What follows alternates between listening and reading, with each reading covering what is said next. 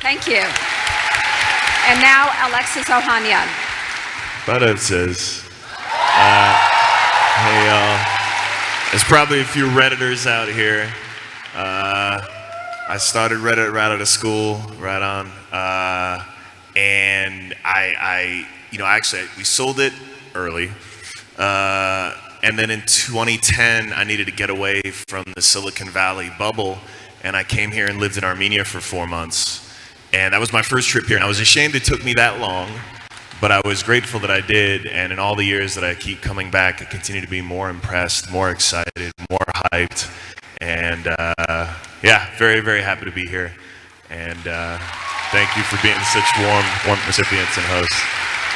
Well, all of you are multiple-time entrepreneurs. You've all started multiple companies. But what I would like to ask first is the current company that you've just started. Give me, if you wouldn't mind, and our audience, the origin story. Why are you doing what you're doing? Kim, in your case, it's your shapewear product. Yes, I started a company called Skims, and it is shapewear and lingerie for all women. I wanted to be extremely inclusive.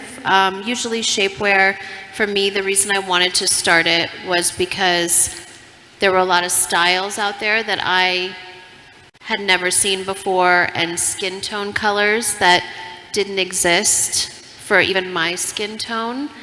Usually shapewear comes in 1 or 2 colors, a really pale color and black. And so I would always take my shapewear and dye it with tea bags and try to get a skin tone a little bit similar to mine. So I launched Skims a few months ago with 9 different shades and completely seamless, which I hadn't seen before.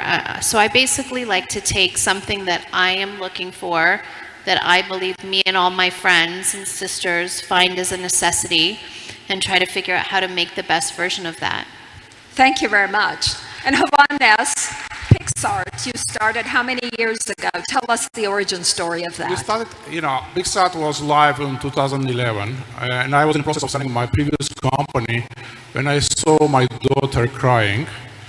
And the reason she was crying, she was 10 years old, and she shared one of her drawings in one of the social networks and get very nasty comments, and she was completely shocked. So it was kind of like father feeling about like feeling a pain for your daughter, and I want to do something. I want to create something for people like her to be not only creative but be also in a positive environment, to be surrounded by other people like her. And that's why all the philosophy of PicsArt is, first of all, to lower the barriers of creativity, make it available to everyone. And second, to create a very welcoming community where people are sharing and enjoying to do art together. Thank you. Sounds fantastic.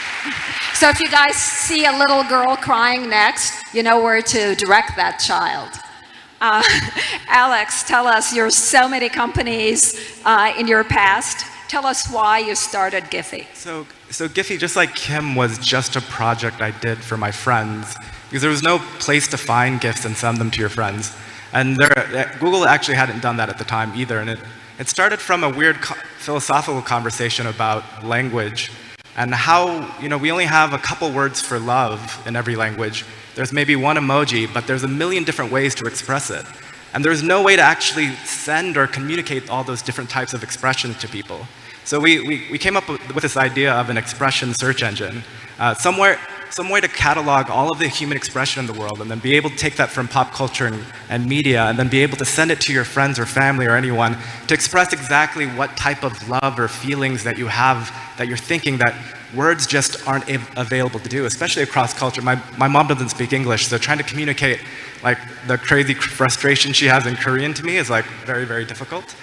So we ended up building this engine, and then the whole goal from the beginning was to see if could we compete with Google from search.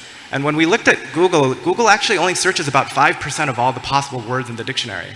But all of the other words about love, happy, hungry, excited, all of the words that are actually words about humanity are things that no one searches Google for.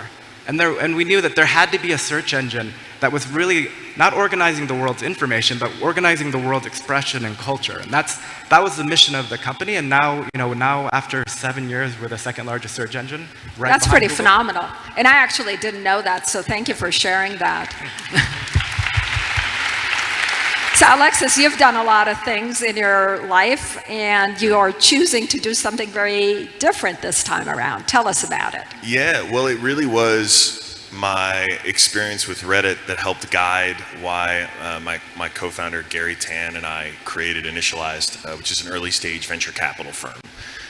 Basically, we were really lucky because in 2005, someone took a chance on a couple of college kids who didn't have any experience or any qualifications. The last thing basically, I was preparing to be a lawyer, and I walked out of an LSAT to go get breakfast one morning and realized if I didn't want to take this really important test and instead would rather just get some waffles, I probably shouldn't be a lawyer. So I was pretty aimless at the time. Early warning you had. Yeah, I mean, it was fortuitous because it forced me to figure out like, all right, what can I do? And I was a good enough programmer that I could start building. But I didn't have the credentials. I had no business experience whatsoever aside from working at a Pizza Hut and a parking garage. And so I got a $12,000 check that changed everything. And so the way we want Initialized to thrive is by being willing to have the courage to be the first investors in a company, even when it's just a couple of relatively underqualified founders, but who have big ambitions and have demonstrated ability to execute on them. And it's something I actually realized while I was on my paternity leave. I took 4 months off to just be a dad and do dad things. And frankly, during that time, I realized I wanted to have really good dinner table stories. Because at the time before that, I'd gotten back to Reddit to help lead the turnaround. But my work with a company now at like 450 people, which is still pales in comparison to the ones next to me, but even at that size wasn't about real work anymore. It was just about executive therapy sessions. And I wanted to get closer to solving real problems so that I could come home from work every day and not tell my daughter about like, navigating between helping a GC talk to our COO, but instead about the great entrepreneurs that I got to meet. And there's plenty right here in the audience, I'm sure.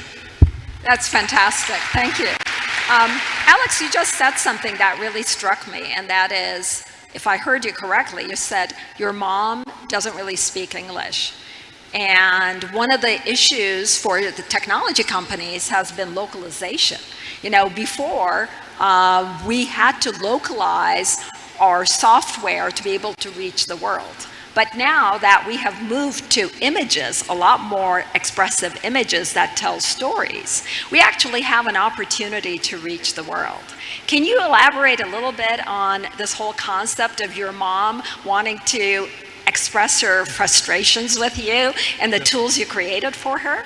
So I actually have most of my friends' moms now send me random gifts.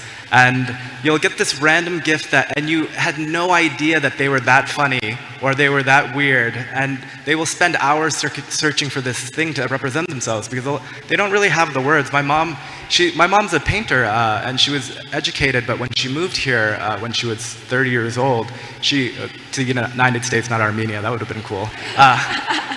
Then I would be speaking Armenian. She didn't have the vocabulary of which to talk to people. And just even being able to say a few words. So everyone just kind of considered her to be, a 10-year-old kid. And I remember I moved here when I was 5, to the United States, that is. And learning English was really hard. And then what we're seeing is all of these people, the expressions they have, the ability, because cinema is pretty universal now. Like even Parasite now is a Korean film that's just won at Cannes. That 20 years ago would never have been the case, right? Korean cinema was like not even a thing. There wasn't enough distribution. So we're in an era now where the creative tools are available to anyone to create content. The distribution is available to everyone. And now what we're seeing is people can use this content to express themselves all over to each other. And that is something that my mom has never had access to. So, every day we have hundreds of millions of people expressing different types of emotions to people all over the world. So I do think we're just starting, the second thing that you ever say in a conversation after hello is, how are you? But to answer that in different languages is really difficult. Answering that from my mom's point of view, she has like 2 words to express that, even though there's a million different ways to do that. And now she has tools from a lot of what Pixar and other companies are doing to express what she's feeling. Yeah, thank you.